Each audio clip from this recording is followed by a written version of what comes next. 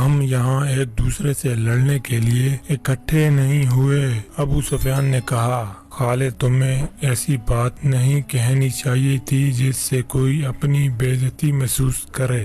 ہم میں سے کوئی بھی عزت والا نہیں رہا۔ خالد نے کہا، ہم سب اس وقت تک بے عزت رہیں گے جب تک ہم محمد صلی اللہ علیہ وسلم اور اس کے چہلوں کو ہمیشہ کے لیے ختم نہیں کر دیتے۔ مجھے اپنے گھوڑے کے سموں کی قسم، میرے خون کی گرمی نے میری آنکھیں جلا دی ہیں۔ ان آنکھوں کو مسلمانوں کا خون ٹھنڈا کر سکتا ہے۔ میں پھر کہوں گا کہ اب سردار آگے ہوں گے اور میں جانتا ہوں کہ میں میدان جنگ میں کہاں ہوں گا، لیکن جنگ میں ہمارا جو سردار ہوگا میں اس کے حکم کا پابند رہوں گا، اور اگر میں سمجھوں گا کہ مجھے سردار نے ایسا حکم دیا ہے جو ہمیں نقصان دے گا تو میں ایسا حکم نہیں مانوں گا۔ سب نے متفقہ طور پر ابو سفیان کو اپنا سردار مقرر کیا۔ اس سے ایک روز اہل مکہ کے ایک قافلہ فلسطین سے مکہ واپس آیا تھا۔ یہ تجارتی قافلہ تھا۔ مکہ کے باشندوں خصوصاً قریش کے ہر خاندان نے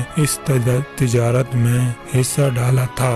اس قافلے میں کم و بیش 1000 اونٹ تھے اور جو مال گیا تھا اس کی مالیت 50,000 دینار تھی۔ قافلے کا سردار ابو سفیان تھا جس نے 50,000 پر 50,000 دینار منافع کمایا تھا۔ قافلے سے واپسی کا راستہ مدینے سے گزرتا تھا۔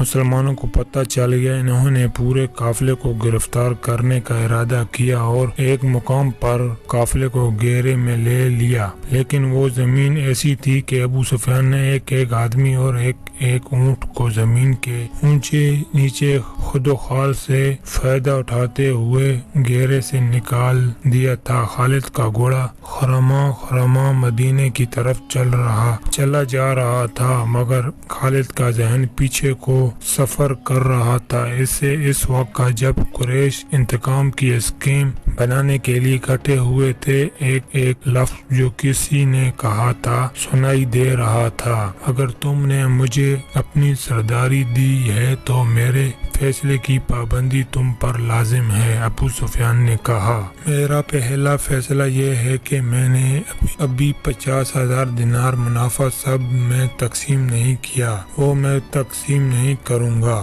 یہ مسلمانوں کے خلاف فیصلہ کن جنگ میں استعمال ہوگا۔ مجھے اور میرے خاندان کو یہ فیصلہ منظور ہے۔ سب سے پہلے خالد نے کہا، پھر منظور ہے، ایسے ہی کرو، منظور ہے کی آوازیں اٹھیں۔ میرا دوسرا حکم یہ ہے کہ ابو سفیان نے کہا کہ جنگ بدر میں ہمارے جو آدمی مارے گئے ہیں ان کے لوہے حقین جاری کر رہے ہیں۔ میں نے مردوں کو دھاڑے مارتے اور عورتوں کو بہن کرتے سنا ہے۔ اللہ کی قسم، جب آنسو بہے جاتے ہیں تو انتقام کی آگ سرد ہو جاتی ہے۔ آج سے بدر کے مقتولین پر کوئی نہیں روئے گا۔ اور میرا تیسرا حکم یہ ہے کہ مسلمانوں نے بدر کی لڑائی میں ہمارے جن آدمیوں کو قید کیا ہے ان کی رہائی کے لیے کوئی کوشش نہیں کی جائے گی۔ تم جانتے ہو کہ مسلمانوں نے قیدیوں کی رہائی کے لیے ان کے درجے مقرر کر دیے ہیں اور ان کا فدیہ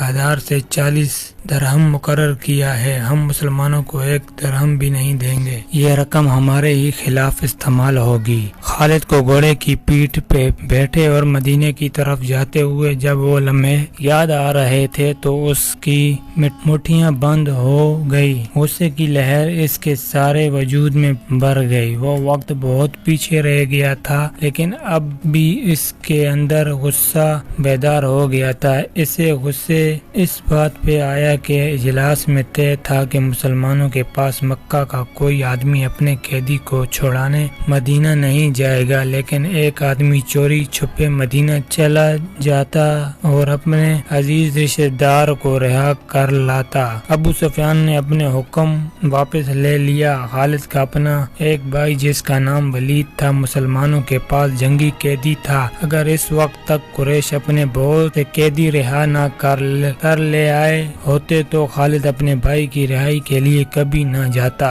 اسے اپنے بھائیوں نے مجبور کیا تھا کہ ولید کی رہائی کے لیے جائے۔ خالد کو یاد آ رہا تھا کہ وہ اپنے وقار کو ٹھیس پہنچانے پر آمادہ نہیں ہو رہا تھا، لیکن اسے خیال آیا تھا کہ خیال یہ تھا کہ رسول کریم صلی اللہ علیہ وسلم بھی اسی کے قبیلے کے تھے اور آپ صلی اللہ علیہ وسلم کے پیروکار یعنی جو مسلمان ہو گئے تھے وہ بھی قریش اور اہل مکہ سے تھے۔ وہ آسمان سے تو نہیں اترے تھے، وہ اتنے جری اور دلیر تو نہیں تھے کہ 313 کی تعداد میں 1000 کو شکست دے سکتے۔